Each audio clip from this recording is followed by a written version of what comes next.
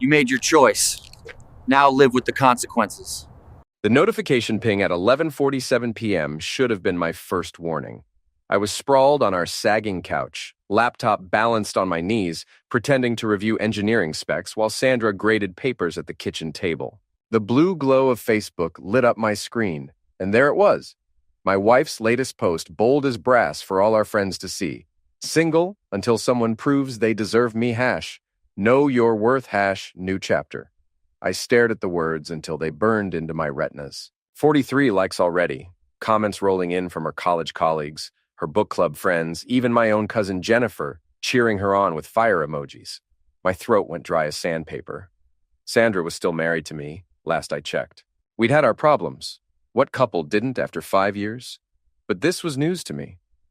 I glanced over at her, hunched over student essays with her red correction pen, looking perfectly domestic in her oversized sweater and reading glasses. My fingers moved before my brain caught up. I typed in the comment box. Good luck with that, Sandra. Hope you find what you're looking for. Then I clicked on my own relationship status and changed it from married to Sandra Foster to single and loving it. I tagged her in the update. The response was immediate. Her post vanished from my timeline like it had never existed. Her laptop snapped shut with a sharp crack that made me flinch. What the heck is wrong with you, Alex? Sandra's voice cut through the silence like a blade. She was standing now, all 5'6" of her trembling with rage, her dark hair falling loose from its ponytail. I kept my voice level, though my heart was hammering. Just following your lead, sweetheart. Figured if you were announcing your availability to the world, I should update my status too. It was a mistake. I was trying to share an inspirational quote and clicked the wrong thing. Her cheeks flushed red, the way they always did when she was lying. Funny how mistakes always seem to reveal the truth. I closed my laptop and stood up, matching her energy. 43 likes in 20 minutes is pretty impressive for an accident. Sandra's mouth opened and closed like a fish gasping for air. You're being paranoid and controlling. This is exactly why... She stopped herself, but the damage was done. Why what, Sandra? Why you're thinking about being single? Why you've been working late every Tuesday and Thursday? Why you guard your phone like it contains state secrets? I'm going to bed. She turned on her heel, but I wasn't done. Sweet dreams, honey. Try not to post about it. She slammed the bedroom door so hard that our wedding photo fell off the hallway wall, the glass cracking right down the middle between our smiling faces. I picked up the broken frame, studying our younger selves. We'd looked so happy at the courthouse that day, me in my only good suit and Sandra in a simple white dress she'd bought on sale. When had that happiness curdled into whatever this was? My phone buzzed. A text from our neighbor, Mrs. Zimmer. Saw your Facebook update, dear. About time. Sandra's been having a lot of young visitors lately when you were at work. Thought you should know. The pieces started clicking together like a machine I was finally learning to operate. Sandra's sudden interest in professional development meetings, her new workout routine, the way she'd started doing her makeup just to go to the grocery store. I poured myself 3 fingers of bourbon and settled back on the couch. If Sandra wanted to play games, I'd learned from the best. 5 years of marriage to a woman who could manipulate a conversation better than a trial lawyer had taught me a few tricks. The hunt was just beginning. The next morning, Sandra left for campus without a word, her coffee mug abandoned on the counter with lipstick stains around the rim. I waited until her Honda disappeared around the corner before I made my move. Sandra had always been careless with passwords. She used the same one for everything, a combination of her favorite Emily Dickinson poem and the year we met. W1 there, 1ang 2018, got me into her laptop on the first try. Her desktop was organized with the same obsessive precision she brought to everything else. Folders labeled lesson plans, research, personal, and miscellaneous. I clicked on personal first, my pulse quickening. What I found made my stomach drop to my shoes. Screenshots of text conversations, saved in a subfolder labeled C. The messages went back 3 months, starting innocent enough. Discussions about assignments and office hours. But they'd evolved into something that made my skin crawl. You're so much more mature than guys my age, from someone named Caleb. You make me feel young again, Sandra had replied. My husband treats me like a roommate he barely tolerates. The messages got progressively more explicit. Photos I recognized from our bedroom, Sandra posing in lingerie I'd bought her for our anniversary. My anniversary gift shared with some college kid who probably wasn't old enough to legally drink. Can't wait to show you what a real woman feels like, she'd written just last week. I screenshotted everything, my hands shaking with a rage so pure it felt like electricity in my veins. This wasn't just cheating. It was humiliation with a paper trail. My phone rang, making me jump. Elliot's name flashed on the screen. "You sound like heck," he said when I answered. Elliot Morrison had been my best friend since high school, back when we'd both thought we'd conquer the world with our bare hands. Now he owned a small gym downtown and served as the unofficial therapist for half the town's divorced men. "Sandra's cheating," I said without preamble, "with one of her students." A long pause. "You sure?" "I'm looking at their messages right now. Kid's name is Caleb. She's been playing house with him for months." "Jesus, Alex, what are you going to do?" I stared at the screen at my wife's betrayal laid out in neat digital rows. "I'm going to make sure she regrets it." "Don't do anything stupid, man. Think about the divorce proceedings." "Screw the divorce proceedings. She wants to humiliate me?" Two can play that game. After I hung up, I spent another hour documenting everything. Bank statements showing charges at restaurants I'd never been to. Credit card receipts from Victoria's secret and expensive hotels. A whole secret life funded by our joint account. But the real gold mine was in her email. Sandra had been corresponding with Dr. Lila Grant, her department colleague, about the situation. "I know it's risky," Sandra had written, "but Caleb makes me feel alive again. Alex has gotten so boring, so predictable. All he cares about is his job and those stupid car projects in the garage." Dr. Grant's response was even better. "Just be careful, honey. The administration doesn't look kindly on faculty-student relationships. And if Alex finds out—" "Alex won't find out," Sandra had replied. "He's too wrapped up in his own world to notice what's happening in mine." I printed everything, organized it in a manila folder, and tucked it into my work bag. Sandra thought I was too boring to notice. She was about to learn how wrong she could be. That afternoon, I drove to campus and parked across from the English building. I didn't have to wait long. At 3:15, Sandra emerged from the brick building with a tall, lean kid who looked like he'd stepped out of a catalog for expensive workout gear. He had the kind of effortless confidence that came from being young, handsome, and stupid enough to think the world owed him something. They walked close together, not quite touching, but with the kind of intimacy that screamed relationship to anyone paying attention. When they reached the parking lot, he grabbed her hand and pulled her against him for a kiss that lasted way too long for a teacher-student conference. I took photos with my phone, zooming in on their faces. Caleb Dunn, according to the student directory I'd looked up. 22 years old, junior English major, address listed as 47 Oak Street, apartment 3B. Time for a little reconnaissance. Oak Street was the kind of neighborhood where college kids went to pretend they were adults. Crumbling Victorian houses carved up into studio apartments, littered with empty beer bottles and dreams that would never quite pan out. Number 47 was a 3-story disaster painted an optimistic yellow that had faded to the color of old mustard. Caleb's beat-up Toyota Corolla sat in the driveway, covered in bumper stickers advertising bands I'd never heard of and political opinions he probably couldn't defend in a real debate. I parked down the block and waited. At 7:30, Caleb emerged wearing gym clothes and carrying a duffel bag. He jogged down the street toward downtown, probably heading to the campus fitness center. Perfect. I'd brought supplies, a tube of super glue, a can of spray paint, and a box of protections I'd bought at the gas station with cash. The protections were Elliot's idea, delivered with a grin that reminded me why we'd been friends for 15 years. "If you're going to send a message," he'd said, "make sure it's one he'll never forget." I worked quickly and quietly. The super glue went into his car door locks, all 4 of them. The spray paint spelled out "cheater" across his windshield in bold red letters. The protections I scattered across his hood and taped to his windows, along with a note written in block letters, "Professor's pet needs protection." It was juvenile, maybe, but satisfying in a way that surprised me. For months, I'd felt powerless, watching my marriage disintegrate without understanding why. Now I was taking action, fighting back against the people who'd made me a fool. I was back home by 9 p.m., sitting on the couch with a beer when Sandra walked through the door. She looked flushed and disheveled, her hair messed up in a way that told me exactly where she'd been. "How was your evening?" I asked, not looking up from the TV. "Fine. Just grading papers at the office." She avoided my eyes, heading straight for the kitchen. Must have been some intense grading. "Your shirt's buttoned wrong." Sandra's hand flew to her blouse, and I saw her face go pale in the reflection of the microwave door. I spilled coffee and had to change." "In the office?" "In the bathroom. I keep spare clothes in my desk. The lies came so easily to her, like she'd been practicing. Maybe she had been. My phone buzzed with a text from a number I didn't recognize. I know it was you, a-hole. This isn't over. I showed Sandra the message. Weird. Some kid thinks I did something to his car. You wouldn't happen to know anyone who drives a beat-up Toyota, would you? The color drained from her face completely. No. Why would I?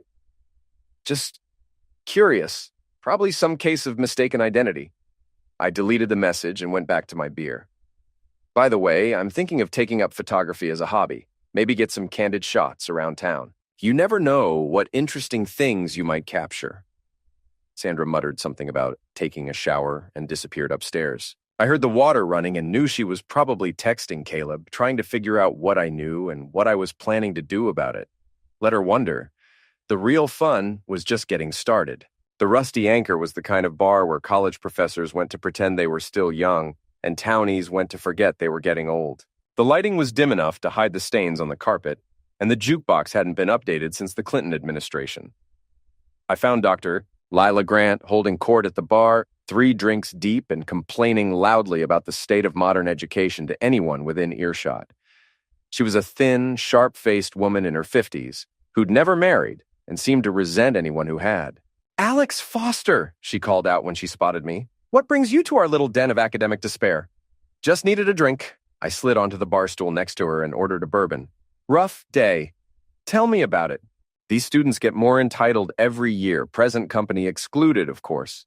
She gestured vaguely toward a table in the corner where a group of young guys were playing pool and talking too loud. I recognized one of them from my campus surveillance. Arnold something, one of Caleb's drinking buddies. He was regaling his friends with a story that involved a lot of hand gestures and crude laughter. "Speaking of entitled students," I said carefully, "Sandra mentioned she's been having trouble with one of hers." "Kid named Caleb?" Lila's expression shifted, becoming guarded. "What kind of trouble?" "Oh, inappropriate behavior, making her uncomfortable."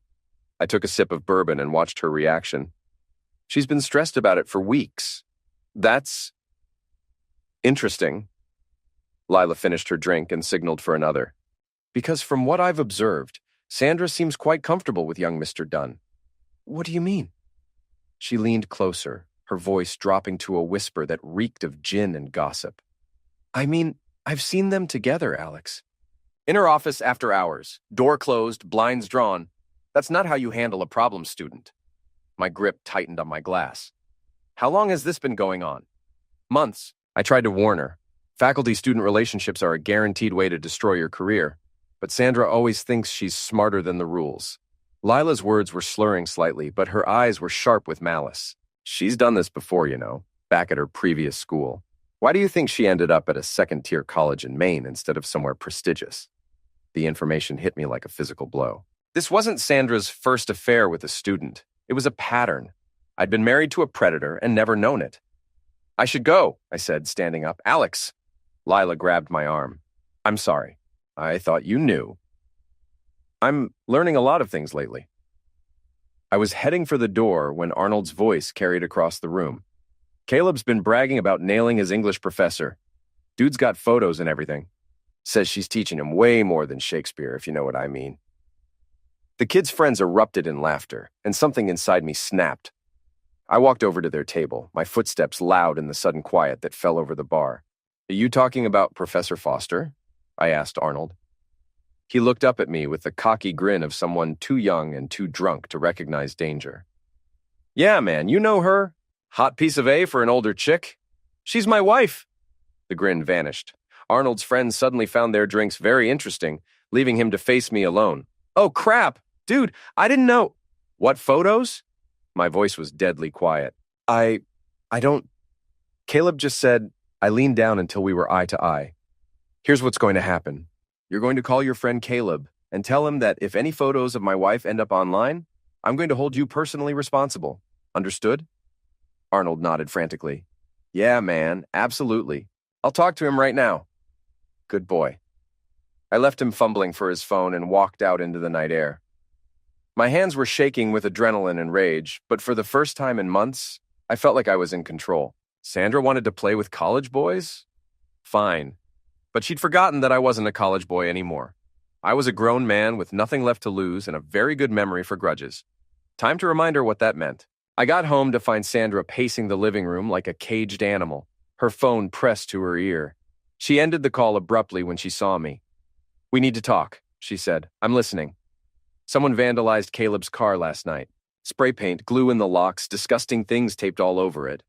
Her voice was steady, but I could see the fear in her eyes. "He thinks you did it." "Smart kid. What gave me away?" Sandra's composure cracked. "Alex, this has to stop. You're acting crazy." "I'm acting crazy?" I laughed, but there was no humor in it. "Sandra, you've been screwing a student for 3 months, using our money to buy him presents and posting about being single on social media. But I'm the crazy one for objecting." "How did you—" She stopped herself, but it was too late. "Your laptop password is still the same Emily Dickinson quote from when we met. You always said I didn't pay attention to poetry, but I remember everything you've ever told me." I pulled out my phone and showed her the screenshots I'd taken, including these conversations about what a boring, predictable husband I am. Sandra sank onto the couch, her face white. "Alex, I can explain—" "Can you explain this too?" I showed her the photos from the campus parking lot, Sandra and Caleb locked in their passionate embrace. "Or how about the hotel receipts? The restaurant charges? The fact that, according to Dr. Grant, this isn't your first time playing teacher-student games?" "Lila told you that?" Sandra's voice rose to a near shriek. "That bitter old hag is lying." "Is she? Because it would explain a lot about why we moved here so suddenly, about why you never talk about your previous job, about why you flinched every time I suggested visiting your old colleagues." Sandra buried her face in her hands. When she looked up, there were tears in her eyes, but I felt nothing. The woman I'd married wouldn't have done this. This person was a stranger wearing Sandra's face. "I never meant for it to happen," she whispered. "Caleb was just— he made me feel special, desired. You've been so distant lately, so wrapped up in work. So it's my fault." "No, that's not what I meant." She reached for me, but I stepped back. "Alex, please, we can work through this. I'll end it with Caleb. We can go to counseling." "You want to end it? Fine. Call him right now." "What?" "Call Caleb. Tell him it's over. Do it right now, in front of me." Sandra's hands shook as she dialed. I could hear the phone ringing on speaker. "Sandra." Caleb's voice was young and eager. "Hey, babe. I was just thinking about you." "Caleb, we need to talk. This thing between us, it has to stop." A pause. "What are you talking about? Did your husband find out?" Sandra glanced at me, then looked away. "Yes, he knows everything." "So, you said you were going to leave him anyway. You said we were going to be together." The words hit me like a physical blow. Sandra had been planning to leave me for this kid. Our entire marriage, everything we'd built together, was just something she was ready to discard for a few months of excitement. It's complicated, Caleb." "It's not complicated." His voice was getting louder, more petulant. "You love me! You said you loved me." "I know, but nothing. If you don't leave him, I'm going to tell everyone about us." "The whole school, your husband's friends, everyone. I've got photos, Sandra. I've got proof." Sandra's face went ashen. "Caleb, please don't." The line went dead. Sandra stared at the phone like it might bite her. "Well," I said. "That went well." "Alex, he's just upset. He won't really what? Destroy your career? Humiliate both of us?" "Sandra, you're not dealing with a mature adult here. You're dealing with a spoiled child who's about to throw a tantrum because he can't have his favorite toy."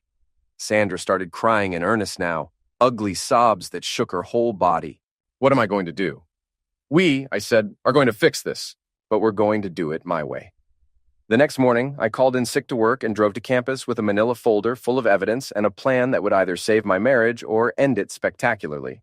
My first stop was the administration building, where I requested a meeting with Dean Patricia Holloway. She was a stern woman in her 60s who ran the English department like a military operation and had zero tolerance for scandal. "Mr. Foster," she said, gesturing to a chair across from her desk. "What can I do for you?" "I need to report an inappropriate relationship between a faculty member and a student."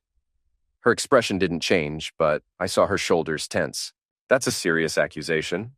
It's a serious situation." I opened my folder and spread the evidence across her desk. Text messages, photos, hotel receipts, bank statements. My wife, Professor Sandra Foster, has been having an affair with one of her students, Caleb Dunn, for the past 3 months. Dean Holloway studied the documents with the careful attention of someone who dealt with this kind of mess before. This is comprehensive. Caleb is now threatening to release intimate photos of my wife unless she leaves me for him. I thought the administration should know before this becomes a public scandal. You're doing the right thing, Mr. Foster. We'll launch an immediate investigation. She gathered the papers into a neat stack. I assume you'll be filing for divorce? That depends on my wife. But either way, I won't let some entitled kid destroy her career just because he can't handle rejection. It was a lie, of course. I didn't care in the slightest about protecting Sandra's career. But I needed Dean Holloway to see me as the wronged husband trying to do the right thing, not the vengeful spouse looking for payback. My second stop was Caleb's apartment. I found him in the parking lot, staring at his vandalized car and talking on the phone. "Don't care what it costs to fix," he was saying. "Just get it done today." He saw me approaching and ended the call. Up close, he was even younger looking than in the photos, with the kind of smooth, unmarked face that screamed privilege and inexperience. "You've got some balls showing up here," he said, trying to sound tough. "We need to talk." "I've got nothing to say to you, old man." "Then listen." I stepped closer, using my height advantage to crowd him against his car. "I just came from the dean's office. I turned over everything, your texts, your photos, your threats. By tomorrow you'll be expelled, and Sandra will be fired." His cocky expression faltered. "You're bluffing." "Am I? Check your student email in about an hour. I bet you'll find a very interesting message from the administration." Caleb's phone buzzed. He glanced at it, and I saw his face go pale. Probably Arnold, warning him that word was getting around campus about the investigation. "Here's what's going to happen," I continued. "You're going to delete every photo, every message, every piece of evidence that my wife ever existed. You're going to transfer to another school, preferably in another state. And if I ever see you near Sandra again, I'll make sure the whole internet knows exactly what kind of predator you are." "Predator? She came onto me." "You're 22 years old. She's your professor. Who do you think people are going to believe?" Caleb's tough guy act crumbled completely. "This is insane. I love her." "No, you don't. You love the idea of her. You love the thrill of sleeping with an older woman, the power of making a married woman cheat on her husband. But you don't love Sandra, and you sure as heck don't know what love actually means." I pulled out my phone and showed him a photo I'd taken that morning. Sandra, sitting at our kitchen table in her bathrobe, looking older and more tired than I'd ever seen her. "This is what your love has done to her. She's terrified, humiliated, and probably going to lose everything she's worked for. Still feel like a conquering hero?" Caleb stared at the photo, and for a moment I almost felt sorry for him. Almost. "What do you want from me?" he asked quietly. "I want you gone. Today. Pack your stuff, withdraw from school, and disappear. If you do that, I might be able to convince the dean that this was all a misunderstanding. And if I don't, then you'll find out exactly how creative I can get when someone threatens my family." I left him standing there, looking lost and young, and finally understanding that actions have consequences. The kid had thought he was playing an adult game, but he'd been outmatched from the start. My final stop was the Rusty Anchor, where I found Elliot setting up for the evening crowd. "How'd it go?" he asked. "Phase 1 is complete. Sandra's lover is about to become Sandra's problem, and the administration is going to make sure neither of them forgets it." "And Sandra?" I thought about my wife, probably sitting at home right now, waiting to see if her world was going to implode. Sandra gets to choose. She can try to salvage our marriage, or she can deal with the consequences of her choices alone. What are you hoping for? Honestly, I don't know anymore. But whatever happens, it's going to be on my terms. Elliot poured me a bourbon and raised his own glass. "To getting even. To getting justice," I corrected. "There's a difference." I got home to find Sandra's car in the driveway, and every light in the house blazing. She met me at the door, her face streaked with tears and her hands shaking. "They suspended me," she said without preamble. "Pending a full investigation. They're talking about termination, Alex. Criminal charges. They want to know if there were other students." "Were there?" She flinched like I'd slapped her. "No, just Caleb." "Just Caleb," I repeated. "Like that makes it better." "The dean said you came forward, that you turned in evidence." Sandra's voice was hollow, defeated. Why would you do that? You've destroyed both of us. I've destroyed us. I set down my keys and looked at her, really looked at her for the first time in months. Sandra, you've been cheating on me with a student. You used our joint account to fund your affair. You were planning to leave me for a kid who's barely old enough to rent a car, and somehow I'm the one who destroyed us? You could have come to me first. We could have handled this privately. Like you handled it privately when you posted about being single on Facebook? When you told your lover that I was boring and predictable? When you let him take photos of you in lingerie I bought you? Sandra crumpled onto the couch, sobbing. I know I made mistakes. Mistakes? I laughed, but there was no humor in it. Sandra, cheating is a mistake. Having an affair with a student is a career-ending catastrophe, and threatening to leave your husband for someone who could be your son isn't a mistake. It's a complete break from reality. I was confused. I felt trapped, unappreciated. So you decided to blow up both our lives instead of talking to me about it? She looked up at me through her tears. Would you have listened? The question stopped me cold. Would I have listened? Had I been so wrapped up in work, so comfortable in our routine, that I'd missed the signs of Sandra's unhappiness? I guess we'll never know, I said finally. My phone buzzed with a text from an unknown number. I'm leaving town tonight. Deleted everything like you said, I'm sorry. I showed Sandra the message. Your boyfriend's running away. Apparently the reality of consequences was too much for him. He's not my boyfriend, Sandra whispered. What was he then? She was quiet for a long time. When she finally spoke, her voice was barely audible. A fantasy, a stupid, selfish fantasy that I thought would make me feel young again. And was it worth it? Was 3 months of feeling young worth destroying 5 years of marriage? No. She looked up at me, and for the first time since this whole mess started, I saw genuine remorse in her eyes. Alex, I know I don't deserve it, but is there any way we can fix this? I sat down across from her, suddenly exhausted. I don't know, Sandra. I honestly don't know. The dean said if I resigned quietly, they might not press charges. I could probably find work at a community college somewhere, start over. Is that what you want? To start over? I want to start over with you. If you'll let me. I studied her face, looking for signs of deception, for the calculating expression I'd learned to recognize over the past few days. But all I saw was a broken woman who'd finally realized the cost of her choices. It would mean counseling, I said. Real counseling, not just going through the motions. Yes, it would mean complete honesty. No more secrets, no more lies, no more private conversations with colleagues about what a disappointing husband I am. I understand. And it would mean accepting that things between us will never be the same. I'll never trust you the way I did before. That innocence is gone forever.